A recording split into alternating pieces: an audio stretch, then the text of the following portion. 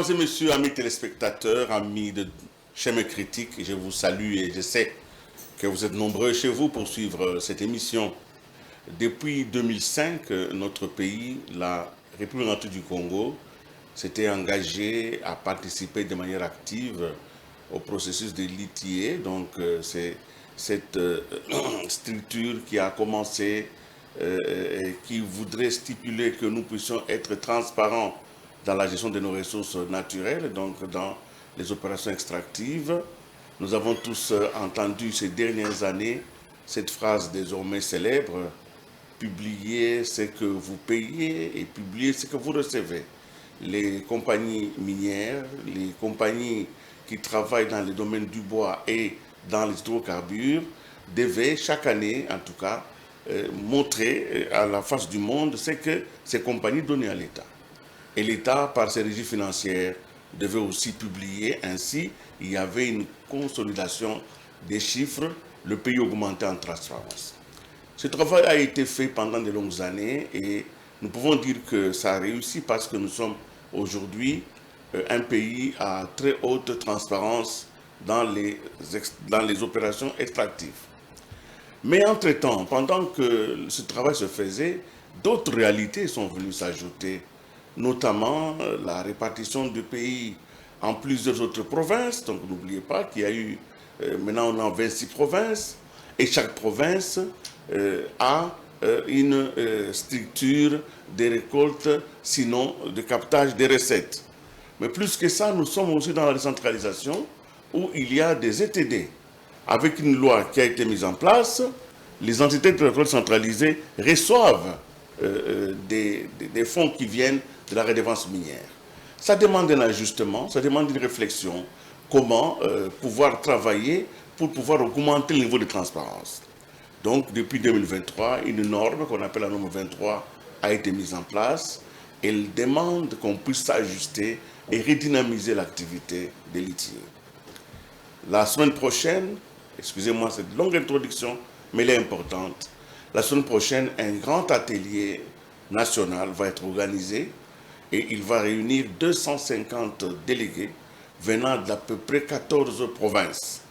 Cet atelier devra réfléchir comment redynamiser, comment faire pour pouvoir ajuster le désir de transparence aux réalités changeantes de la République. C'est pour parler de cet atelier, pour l'annoncer, pour pouvoir faire le point sur l'ITIE, que j'ai le plaisir de recevoir sur ce plateau les coordonnateurs ITIE RDC, M. Jean-Jacques Kayembe, qui n'est plus à présenter, qui est un ami de Géopolis, parce que quand on a besoin de lui, il est là. Monsieur le coordonnateur, bonsoir et merci d'être là. Bonsoir Willy, je suis très heureux d'être sur ce plateau. Voilà, j'ai essayé de faire le bon élève en restituant un tout petit peu ce que l'ITIE, où est-ce que nous en sommes, mais je demande au maître d'école de nous dire exactement la situation actuelle. Merci beaucoup Willy. Je sais que et je suis très fier parce que tu es une partie prenante active. Le résumé que tu viens de faire nous montre vraiment comment est-ce que tu es engagé, comment tu es informé sur le processus de l'ITIE. Aujourd'hui, la RDC est pays à transparence élevée depuis la dernière validation de 2022. Mais même si nous disons que c'est un pays à transparence élevée, nous ne pouvons pas dormir sur nos lauriers.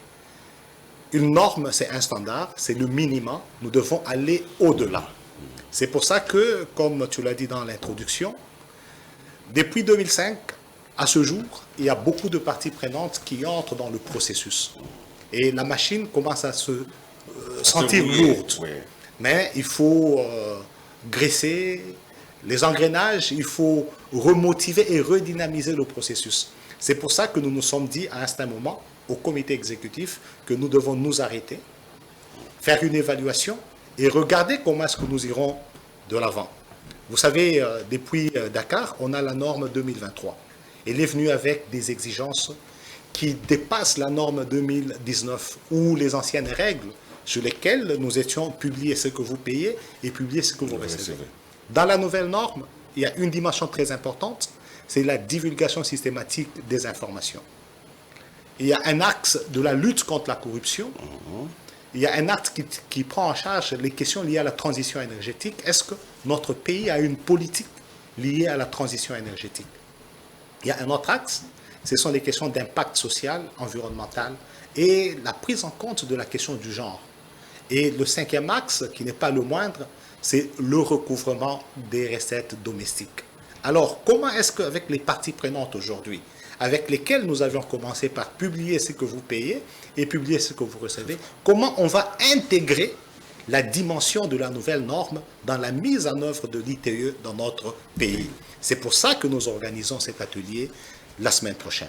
Alors, pour que l'on nous comprenne bien, vous allez essayer de nous donner quels sont les nouveaux acteurs que vous appelez parties prenantes. Parce que je voudrais d'abord résumer. Il y avait les régies financières, il y avait les compagnies minières et il y avait l'ITIE. Vous faisiez le pont entre les deux. Maintenant, qui sont venus s'ajouter? Bon, Willy, si tu regardes bien, comme tu as dit, on commence avec publier ce que vous payez. Oui. Quelles sont les administrations ou les institutions de l'État qui recevaient les paiements des entreprises?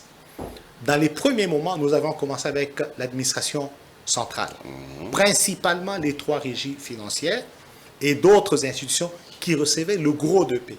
Mais elles étaient peu nombreuses.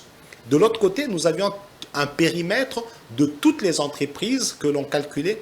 Généralement, le périmètre est autour de 100, 110 ou 114 entreprises. Maintenant, c'est du côté des administrations. Lorsque nous regardons avec la norme ou avec le code minier de 2018, vous savez qu'il y a une quotité de la redevance minière qui reste dans les provinces, dans les ETD. Il y a une quotité qui va au fonds minier. Et actuellement, avec la loi sur le FONAREV, il y a une quotité qui va aussi au FONAREV. Cela veut dire que nous sommes dans l'obligation d'intégrer dans le processus les provinces, les ETD, le FOMIN, le FONAREV, et en plus de ça, il y a une disposition que nous avions prise dans les bonnes pratiques de Tenke Funguru, mais c'est le 0,3% du chiffre d'affaires, qui nous permet de créer des organismes spécialisés autour de chaque entreprise.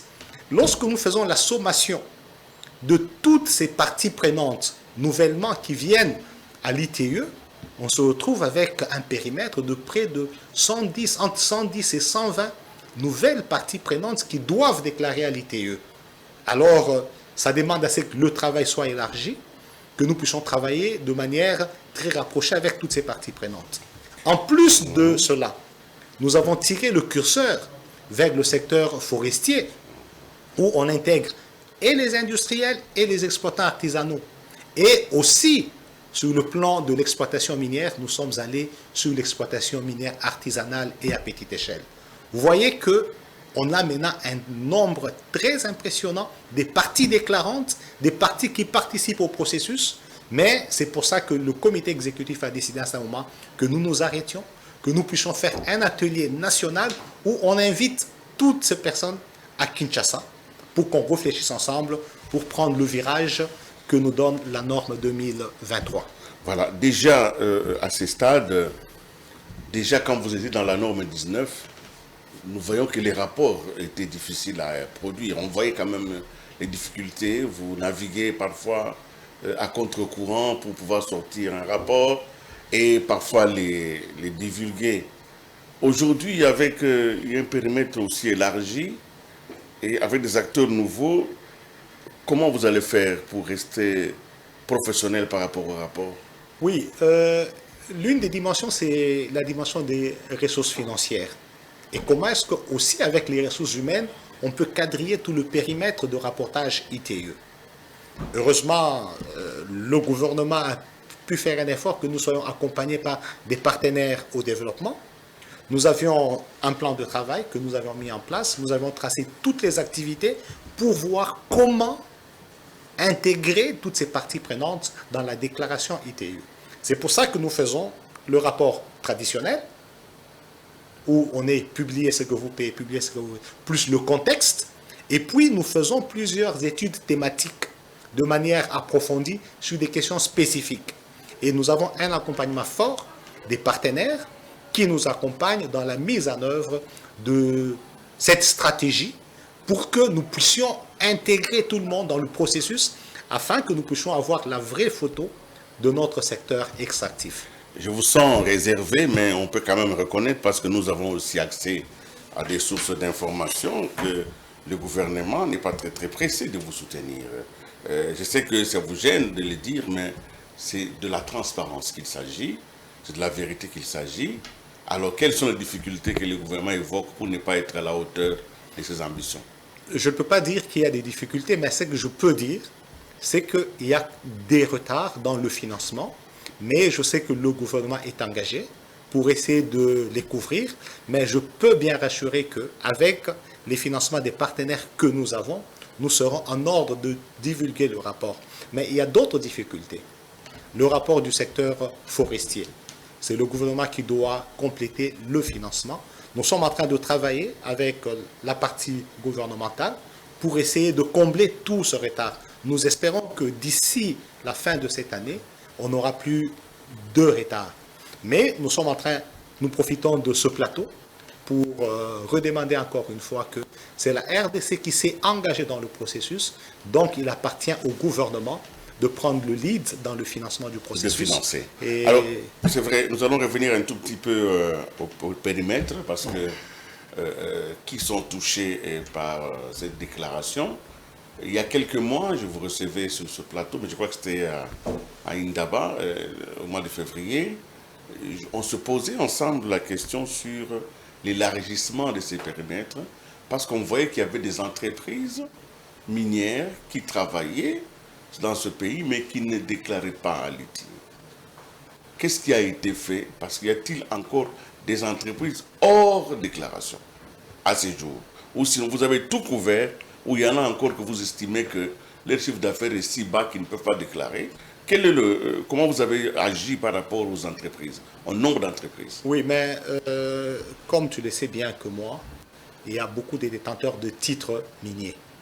Mais lorsque nous descendons sur le terrain des opérations, nous avons remarqué qu'il n'y a que, dans le secteur des mines, si mes souvenirs sont bons, il n'y a que 107 entreprises qui payent autour de 99,95%. Cela veut dire quoi? Ça veut dire que ce sont les 107 entreprises qui font le gros de paiement du secteur. Et les 300 autres sont des petites entreprises dont le paiement n'est pas significatif. Et de manière rationnelle, Le paiement n'est pas significatif. non, c'est un problème de poids financier. Le paiement à l'État. Lorsque nous faisons notre entonnoir... L'ITIE, ce n'est pas un travail indicatif. Non. C'est un travail exhaustif. C'est un travail exhaustif, oui. Mais dans le périmètre de conciliation de données, nous prenons ceux qui font des paiements significatifs. Mais il y a un périmètre de déclaration unilatérale où ce sont les administrations seules qui déclarent ce qu'elles ont reçu des petites entreprises. Pour ce qui est de l'ITE, nous couvrons le 100%, mais le 100% est divisé en deux périmètres. Le périmètre de conciliation des données avec les grosses entreprises, ou au moins celles qui font jusqu'à 99,95%, et puis il y a un périmètre où les organisations déclarent seules. Donc, c'est en français facile, pour les petits frétins, on a une déclaration unilatérale du gouvernement. Alors, mais nous couvrons le 100%. D'accord. Maintenant, il y avait à l'époque une difficulté avec les entreprises chinoises. Qu'est-ce que vous avez? Je sais que vous avez agi, vous avez travaillé pour pouvoir leur faire changer d'avis. Est-ce que ça avance ou ça s'est arrêté? Non, ça a beaucoup avancé parce que nous avions eu le concours du gouvernement et de manière spéciale de son Excellence le ministre des Mines qui a remobilisé par des lettres toutes ces entreprises afin qu'elles puissent effectuer leur déclaration. C'est vrai qu'il y a toujours des canards boiteux, mais nous venons du Grand Katanga en train de faire un suivi très rapproché de toutes les entreprises. Nous avions travaillé avec toutes les entreprises chinoises incluses. Et pour nous, c'est un bon signe. Il y a une marche vers l'avant et toutes les entreprises sont de plus en plus impliquées. Et si vous regardez maintenant des exigences sur le plan international, on veut voir si les entreprises, dans les pays où elles opèrent, elles participent au processus ITE. Et nous avons des demandes de certificats pour montrer que ce sont des entreprises impliquées. Et cette difficulté qu'on connaissait il y a quelque peu, mais elle est fortement réduite, bien qu'il y a des canards boiteux que nous continuons à accompagner. Nous allons donc revenir un peu à l'atelier. Vous avez invité plus de 200 personnes qui vont venir travailler ici à Kinshasa pour pouvoir redonner vie à cette nouvelle dynamique. Mais je suis quand même un peu inquiet parce que je constate que vous avez abordé des thématiques, la norme 23, qui n'ont vraiment rien directement à voir avec la transparence dans les secteurs. C'est par exemple la question de la transition énergétique. Qu'est-ce qu'elle vient faire dans l'ITI? Mais vous savez, la question de la transition énergétique est directement liée à la demande des minéraux que nous appelons ici chez nous stratégiques, Oui. et dans d'autres pays c'est critique. Ce sont des ressources naturelles. Donc on ne peut pas séparer la transition énergétique qui commence à faire des grosses demandes de nos minéraux, et lorsque nous ferons la transition énergétique, de plus en plus on consommera moins d'énergie d'origine fossile. Ce qui fait qu'il y aura un impact sur l'exploitation des hydrocarbures, qui sont des entreprises qui sont dans l'ITI. Mais sous quel... C'est pour ça que Oui. nous prenons ces questions là-bas. Les questions de transition énergétique peuvent faire que le pays soit sous pression pour produire davantage. Ce qui fait que ça aura un impact sur Mais la sous gouvernance du quel secteur. format vous abordez la question? On aborde la On question... vous dit quoi? Quelles sont les données que vous cherchez? Ah, il faut seulement voir quelle est la politique du gouvernement en matière de transition énergétique. La politique dans la gestion de ces ressources naturelles. C'est ce que nous voulons avoir une idée. Est-ce qu'il y a une politique? Il y a une gestion? Qu'est-ce que nous allons faire de nos ressources l'année prochaine, dans 5 ans, dans 10 ans ou dans 50 ans? C'est ça. Il faut que nous puissions avoir une vision. Et l'ITE, nous sommes en train de faire, ça c'est Et un qui petit vous rappel, donne, qui vous c'est donne pour ces les fins infos? d'année. Vous attendez qui de ces données-là? Du gouvernement essentiellement? Du gouvernement, des entreprises, et c'est une réflexion que nous lançons à toutes les parties prenantes. C'est pour ça que j'ai parlé tout à l'heure de la divulgation systématique. Le gouvernement devra mettre le contexte de son exploitation aujourd'hui sur le site du ministère des Mines, des hydrocarbures. Quand on regarde, nous réfléchissons avec les parties prenantes. Lorsque nous parlons des minéraux stratégiques ou des substances stratégiques en RDC, regardez dans le code minier. Quelle est la politique qui est dedans? Mais on a vu tous, et tout le monde le dit, on a relevé à 10% le taux de la redevance minière. Est-ce que c'est ça la politique? Est-ce qu'aujourd'hui, quand le cobalt a chuté de 80 000 la tonne à 25 000 la tonne, ou je ne sais pas aujourd'hui, est-ce que nous gardons la même politique? Il faut une politique. Est-ce qu'on doit continuer à exporter autant de cobalt alors que les prix ne font que chuter? C'est ça qui doit être marqué dans la politique du gouvernement. Et les parties prenantes, comme la société civile, veulent avoir une politique claire pour comprendre. Ce sont les ressources du citoyen, et le citoyen dit, OK, à l'ère de la transition énergétique, quelle est la politique de mon gouvernement dans la gestion des ressources naturelles? Ça, je peux comprendre, mais ce que je ne saisis pas, c'est que c'est se donner un peu plus de pouvoir, de légitimité pour demander une chose qui ne vous concerne pas. Non, ça concerne parce que le pays est engagé dans un processus de transparence et de bonne gouvernance. Oui. Avec la pression de la transition énergétique, il y a une demande de plus en plus forte des ressources naturelles.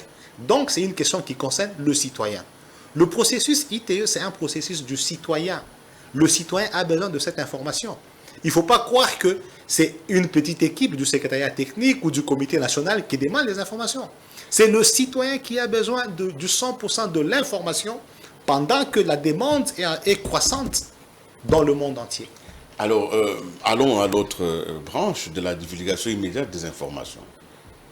Ça poursuit quel objectif? Parce que vous travaillez sur des périodes. Généralement, les rapports étayés portent sur l'exercice passé, voire même l'exercice passé, 2 ou 3 ans avant. Alors, à quel moment vous allez divulguer immédiatement les infos? Les infos sur quoi? Vous faites de l'espionnage industriel? Ou c'est quoi? Ce serait quoi exactement? Merci. D'abord, les informations que nous divulguons, qui sont d'ordre financier, les impôts et les taxes que nous recevons, le citoyen doit être informé.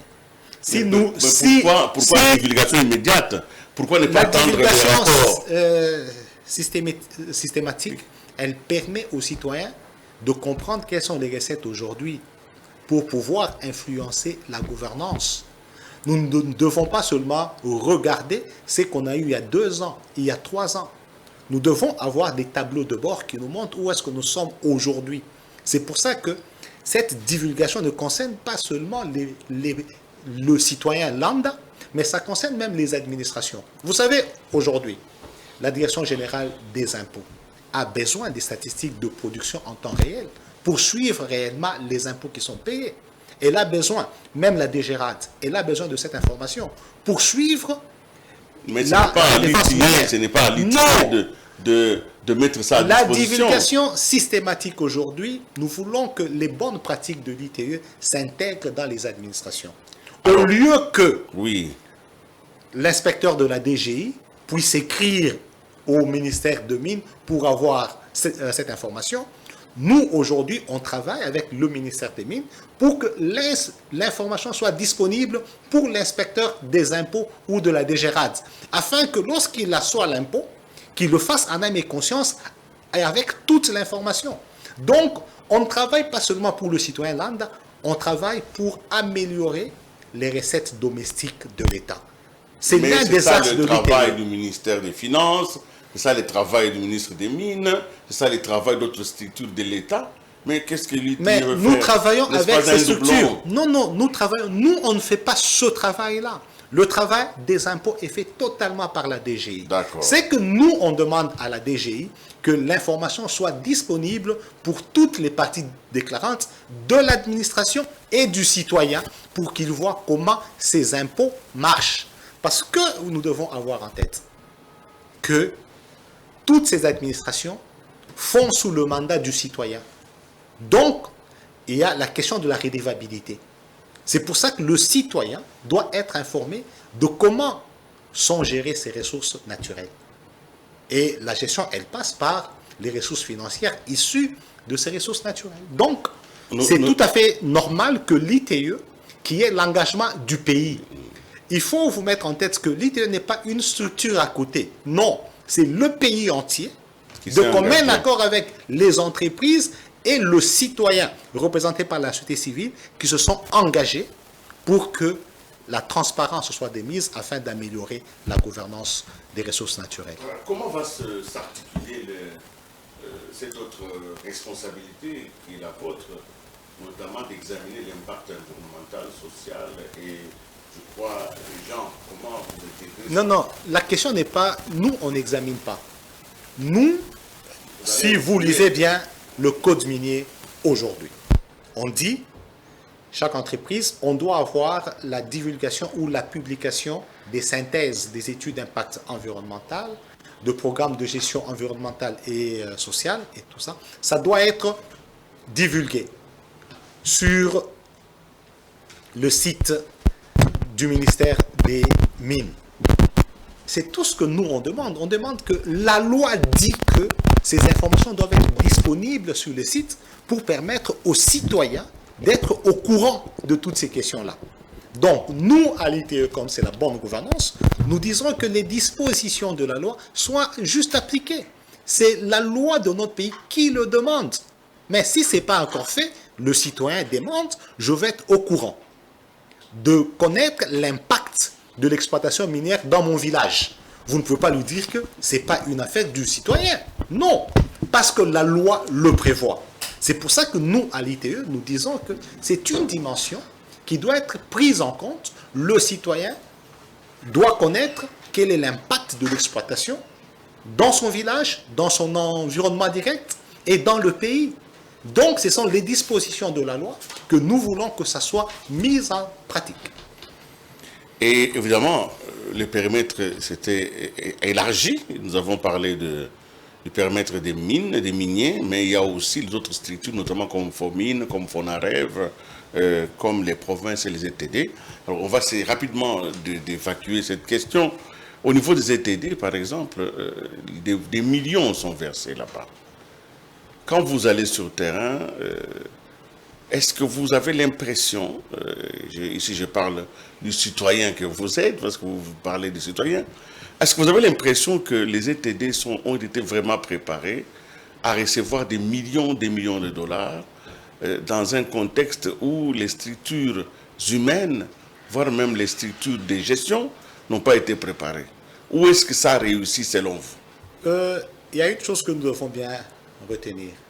Il y a quelque temps, on parlait de la rétrocession. Mais comme la rétrocession, elle ne suivait pas, avec la révision du code de 2018, on a dit qu'on doit payer dans des comptes indiqués des provinces et des ETD.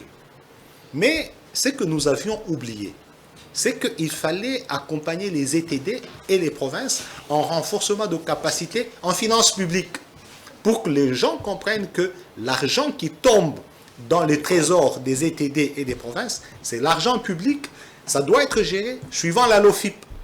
Il y a des règles à observer. Mais là, il y a eu une faiblesse. C'est pour ça que nous continuons à vulgariser la loi relative aux finances publiques et toutes les dispositions autour de ça. Nous continuons à vulgariser les lois organiques sur la gouvernance administrative de notre pays, où on montre que voici ce qui doit être fait en termes de la gouvernance administrative, en termes des finances publiques. C'est pour ça que nous continuons à vulgariser, en dehors de la norme ITIE, du code minier, toutes ces lois relatives aux finances publiques. Et nous avions trouvé qu'il y avait une faiblesse dans beaucoup des ETD. Les comptables n'étaient pas indépendants de ceux qui géraient les ETD. Mais nous sommes très contents que le ministère de Finances, via le COREF, est en train de mettre en œuvre cette question de la comptabilité publique. Et bientôt, on aura des comptables nommés par le ministre national des Finances dans tous les secteurs et dans tous les ETD pour la gestion des fonds publics. Donc ce sont des questions. Il y a une faiblesse là. Vous parlez de l'impression ou du sentiment. C'est vrai que je suis parti dans beaucoup d'ETD. J'ai vu ce qui se fait.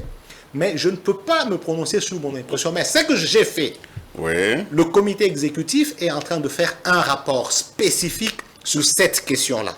À l'issue de ce rapport, nous aurons maintenant la vraie photo de ce qui se passe dans ce secteur. Et nous pouvons nous exprimer librement sur les faiblesses et sur ce qu'on doit encourager. D'ailleurs, pour l'atelier de la semaine prochaine, il y a un pilote qui est fait sur 10 organismes spécialisés qui touchent le 0,3%. On aura le premier G de notre rapport, qui est un rapport pilote, qui va nous montrer combien est-ce que ces organismes ont collecté et qu'est-ce qu'ils en ont fait. Et sur le terrain, on aura aussi à voir, est-ce qu'ils ont construit des écoles et est-ce qu'ils se sont intégrés dans le plan de développement local. Ce rapport va nous le montrer. C'est le premier rapport, mais nous savons que avec le rapport que nous allons divulguer à la fin de cette année, nous aurons toute l'information et la vraie image de ce qui se passe sur le terrain. Le FOMIN a été mis en place pour les générations futures, mais les informations qui nous parviennent font état d'une pression une grande pression des dirigeants pour pouvoir l'utiliser de manière contemporaine. Est-ce que ça vous est arrivé aussi à l'oreille ou bien nous avons vraiment ce fonds pour les générations futures? Heureusement que, Willy, moi je ne suis pas sur les réseaux sociaux. Je ne parle pas des réseaux, moi je parle des infos. Mais il y a une question très fondamentale. Le fonds minier est déclaré dans le rapport ITIE et nous demandons combien est-ce qu'ils ont reçu et qu'est-ce qu'ils en ont fait. Nous allons publier le rapport 2022. Vous allez voir s'ils ont utilisé ces fonds. Donc, moi, je reste dans ce qui est fait. Les fonds sont collectés et sont utilisés, sont affectés. Nous avons travaillé pendant longtemps avec le fonds minier, avec le ministère des Mines et des Finances, pour la révision du décret créant le fonds minier. Et je pense qu'ils respectent les dispositions qui sont dans ce décret-là. Mais c'est seulement quand nous divulguons un rapport que nous allons voir réellement quelle a été l'affectation de ces fonds-là. Et nous attendons voir le rapport. Ce qui va se passer. Donc les gens vont venir de toutes les provinces. Quels sont les résultats que vous attendez? Le résultat d'abord, la première chose, c'est que nous puissions avoir tous la même compréhension de la norme 2023. Que nous puissions comprendre tous quel est le chemin, le virage que nous devons prendre pour que la gouvernance du secteur s'améliore pour le profit du citoyen. Et nous devons voir quel est l'impact de cette exploitation minière sur nos communautés. Donc, ce sont des choses que nous voulons maintenant systématiser, que chaque administration, chacun en ce qui les concerne, doivent mettre à disposition de manière systématique ces informations pour que le citoyen, qui est le mandant, soit au courant. C'est une question de redevabilité. Et puis, il y a la question de la lutte contre la corruption et les questions de l'amélioration des recettes domestiques. Nous voulons que l'ITE soit un instrument que tout le monde utilise pour améliorer les recettes domestiques. Qu'est-ce que vous appelez les recettes domestiques? Les recettes domestiques, ce sont les recettes qui viennent des impôts, des taxes, de manière par notre loi, en ce qui est de la fiscalité, de la non-fiscalité ou de la parafiscalité, tout ce qui est collecté à l'intérieur du pays pour le compte de l'État. Alors, il semble que vous avez des difficultés pour maîtriser les secteurs forestiers. Le secteur forestier, il est très compliqué aujourd'hui. Pour quelles raisons? Vous savez, avec la loi actuelle, on a fait une rétrocession de certains axes au niveau des provinces. Et il y a beaucoup d'artisanaux qui sont en province. C'est pour ça que nous sommes en train d'analyser et le secteur industriel et le secteur forestier. Mais au dernier rapport que nous sommes en train de publier, nous avons vu que le nombre des exploitants artisanaux est très important, sensiblement. C'est pour ça que nous sommes en train de travailler pour essayer de faire une photographie, pour comprendre surtout le résultat de ce rapport. Dans le résultat, il y aura des recommandations pour aider le gouvernement à voir comment formaliser ce secteur artisanal dans le secteur de l'exploitation forestière. Il nous reste très peu de minutes, hélas, c'était une émission introductive, mais je ne peux la laisser terminer sans vous poser une question qui me tient vraiment à cœur. Le ministère du Travail des États-Unis a blacklisté le cobalt congolais en disant que celui-ci était produit par les femmes et les enfants. Le gouvernement a réagi de manière d'ailleurs très musclée et d'autres structures comme les CESI ont réagi aussi.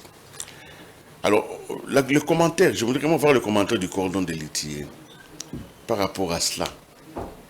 Vous savez, oui. D'abord, Willy, il faut que nous puissions faire une ségrégation entre le secteur industriel et le secteur artisanal. Vous conviendrez avec moi que dans le secteur industriel, le ministère du Travail de la RDC ne peut jamais accepter qu'il y ait utilisation des femmes en conditions difficiles et des enfants. Maintenant, la question de l'exploitation artisanale, c'est là qu'il y a le problème. Mais je sais que le gouvernement est engagé par plusieurs projets pour essayer de sortir tous les enfants qui travaillaient par le passé dans le secteur artisanal, et les nombres sont divulgués aujourd'hui. Si vous regardez, il y a beaucoup d'enfants qu'on a sortis, qu'on a orientés à l'école aujourd'hui. Maintenant, le problème que moi je dis, sur lequel nous devons faire beaucoup d'efforts, c'est que la RDC devra, de manière systématique, donner la bonne information sur les efforts qui sont faits pour essayer de sortir les enfants du secteur artisanal.